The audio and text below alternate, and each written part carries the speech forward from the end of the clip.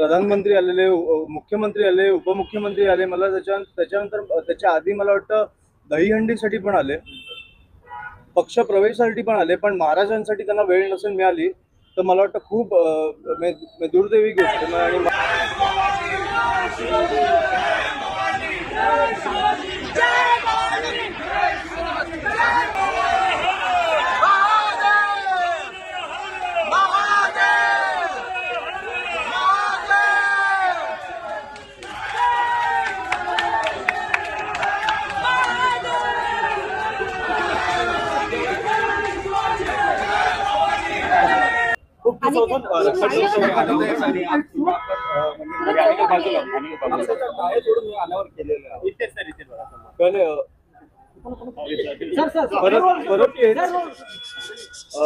आणि मी दिघे आणि कोपरखैरण्याला शाखा उद्घाटनासाठी आलेलो आणि मला कळलं की महाराजांचा असा पुतळा 4 महिन्यापासून धूळ खात बसलाय, जो लोकांसाठी, लोकांच्या आंदोलनामुळे, लोकांच्या मागणीमुळे जो झालाय.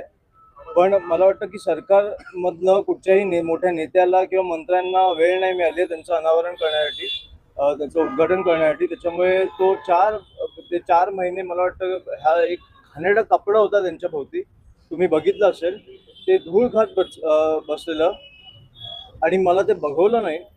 म्हणून आम्ही आज, मला वाटतं की माझी पहिली राजकीय केस किंवा जे काय ती महाराजांसाठी असेल तर मला खूप आनंद होईल त्याचा.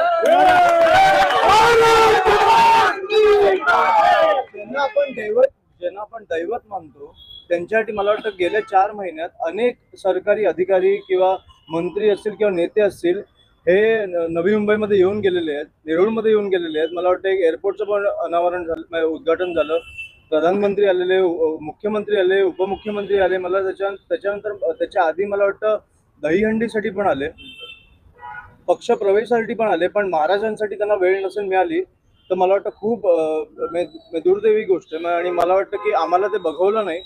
मला आज कळलं की असं एक कपडा बांधून महाराजांना ठेवलंय.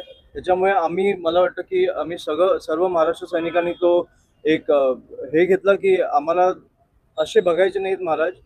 आणि मला वाटतं नवी मुंबईला पण नाही बघायचे. तर नवी मुंबई आणि सगळ्यांच्या दर्शनासाठी मला वाटतं महाराज आता तुमच्या समोर आहे. सर मुंबईमध्ये म्हणायला काय हरकत नाही. सर मुंबईमध्ये काय म्हणाल की काँग्रेसचे पण